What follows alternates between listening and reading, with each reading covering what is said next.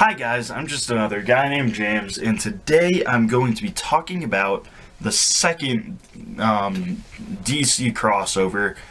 I say second DC crossover like it is truly the second one. I mean, it's the next crossover after Crisis, and it's a 6-part limited series called Legends. And honestly, if I had to describe it in one word, it would be it's alright. I realize that's 2 words. I meant to just say, But, things happen. But yeah, anyway, so I'm just going to hop straight in. So the story begins with Darkseid plotting to conquer the Earth by removing the concept of legends or heroes. So he sends out several agents to Earth. And speaking of Earth, that's where our story jumps, as we see Professor Martin Stein, who is half of the nuclear superhero Firestorm, and he is also partially responsible for one of Darkseid's creations coming to life in a nuclear reactor. So the Professor merges with Ronnie Raymond, who is the other half of Firestorm, and they try to fight this new creation who is called Brimstone. But Brimstone creams them. So they call in the Justice League. And the Justice League at this point is a very different thing than what you're used to. No Flash, no Batman, no Green Lantern, no Superman, no Wonder Woman. And speaking of Flash, actually, that's who we cut to next, as he beats up Deadshot and then he runs to Titan's Tower. And remember about Flash at this point in the DC universe, this is not Barry Allen. Barry Allen just died. This is Wally West, who's normally Kid Flash. And now he is, the big Kid Flash. And Flash goes in and he talks to Beast Boy, and Wally's talking about how he can't let the legend of the Flash die. And during this conversation, we see that G. Gordon Godfrey, who is another one of Darkseid's agents, is trying to convince the world that they are better off without superheroes. And during the newscast, a supervillain attacks, so Captain Marvel goes to fight him off, but he starts losing, and he tries to become Billy Batson again because, Captain Marvel, or as modern media would have you say, Shazam.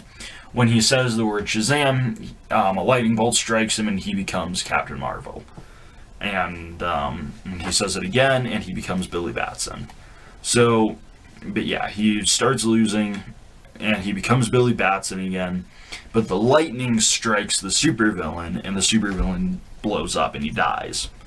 So Captain Marvel vows to never again become a superhero. And that is the first blood going to Darkseid. We then see the public beginning to turn on the heroes after Captain Marvel kills the villain. But before we can actually talk about that, we have to learn what happened with Firestorm and the Justice League and that whole thing. Yeah, they got absolutely wrecked. They get wrecked by Brimstone. He literally just buries a building on top of them. And that's how their set of the story ends. Next we see the public turning against Batman after he ends a hostage situation with Robin's help. Batman is escorted to a police car by Jim Gordon. He's escorted just out of the situation, really. But Robin is kidnapped by the crowd. And, Batman wants to go and rescue him, but Gordon's like, nah, you gotta get out of here, man. And we then see the public similarly turn against Guy Gardner, who is a Green Lantern, and Blue Beetle. Next, we cut to Superman and the President having a meeting, where the President, attempting to cool public relations, outlaws superhero activity. And this issue ends when the cops find the beaten and bruised body of Robin. And remember, at this point in DC history, Robin is Jason Todd. Dick Grayson is Nightwing. Tim Drake doesn't exist yet. So yeah, it's Jason Todd's Robin. So Beast Boy and Flash get pinned down in Titan's Tower, and they aren't too happy about it. So they're like, we can leave if we want to, right? Like, you can't stop us. But yeah, that's kind of where they're just going to be hanging out for the rest of the issue. But throughout the whole story, we've been seeing the Suicide Squad getting formed. And they now get deployed against Brimstone. And this is the first time the Suicide Squad is ever created. So, interrupting the fight with Brimstone, we see that Batman has decided to disobey the executive order. And the Suicide Squad is able to beat Brimstone, and we see that Superman has decided to obey the order, which is not surprising. Superman's very, very by the book.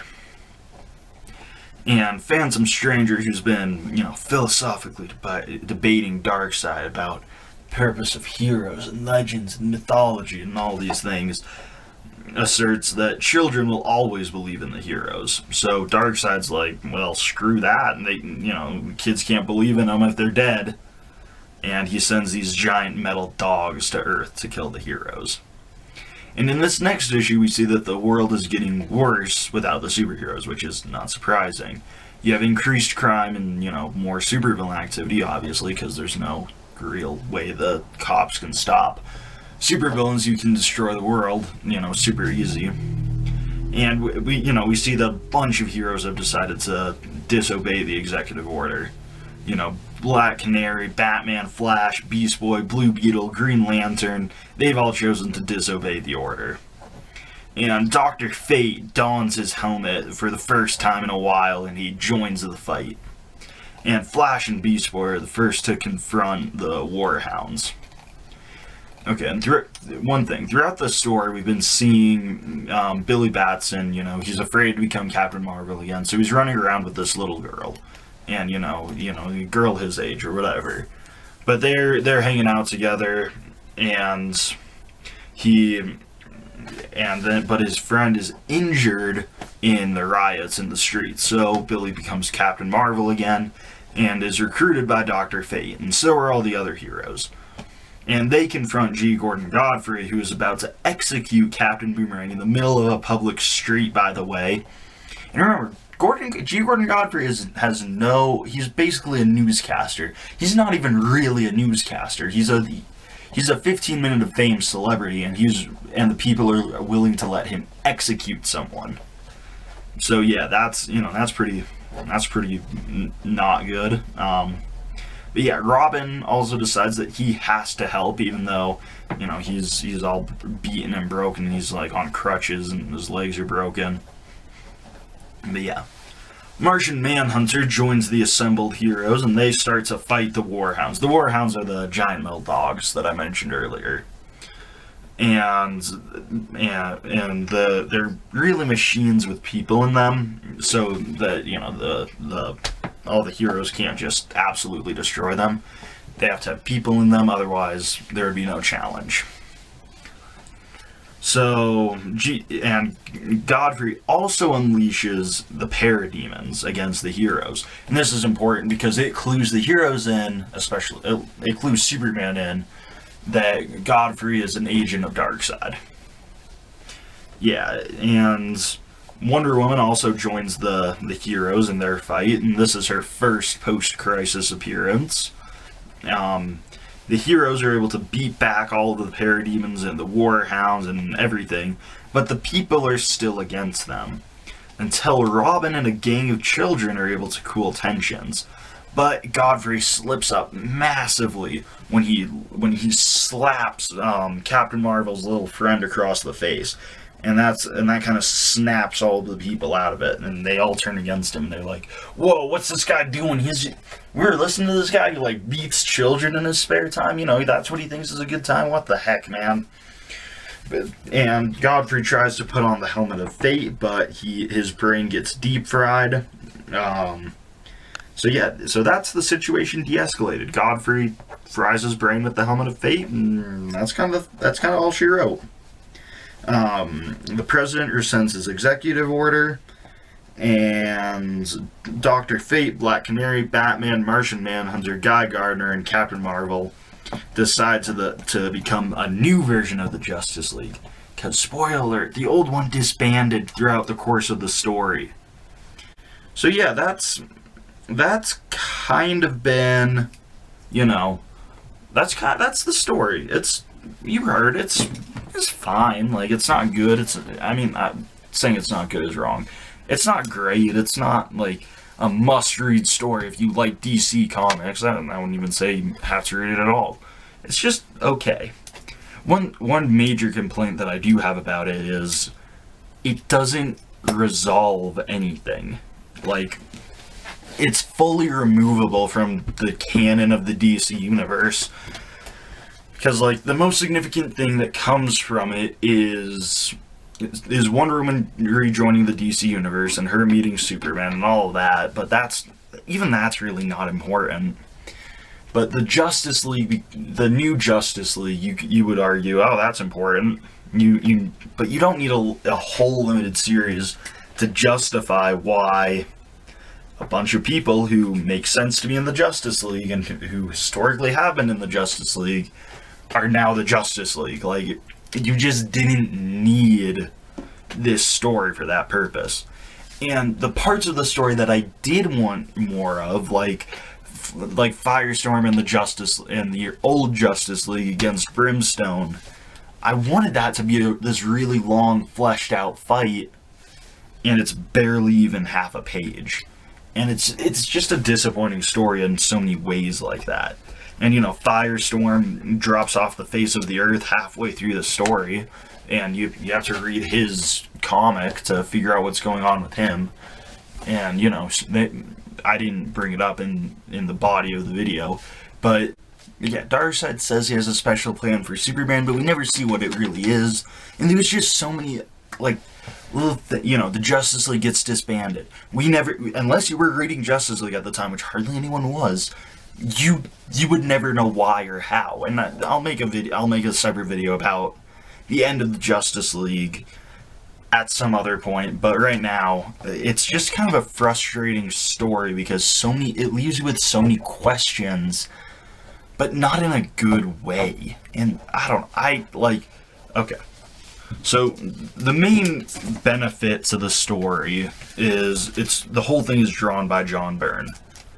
John Byrne is a really good artist. I really like looking at his art and seeing him draw essentially the whole DC universe, all the relevant characters minus, Green Arrow, and really that's it. It's really cool seeing him draw all of these guys. And I just wish the story kind of backed up the art. Because the story is written by John Ostrander, and it's just okay. It doesn't really serve any purpose. The whole story. You could take it or leave it from the DC universe at large, and nothing would change. And that's not a good thing when it's one of your. Okay, here. The series is labeled Legends, the Epic of the Century.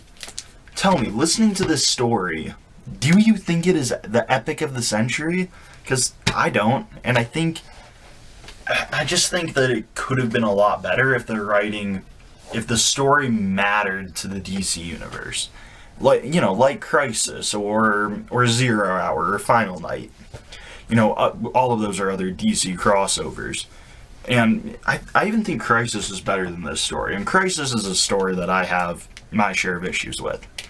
And if you want to see a video of me talking about Crisis, you can see that. That video is going to be linked down in the description. Also down in the description, there's going to be a video of me talking about the first post-Crisis stories about, Flash, Green Lantern, and Superman, and Batman, and Wonder Woman. That's a whole separate video. I would highly recommend you watch it. But yeah, so that's kind of all I have to say on Legends. I would define it in one word, and that one word is mediocrity. But yeah, that's all I've got. All right, I'm just another guy named James, and I'll see you guys next time.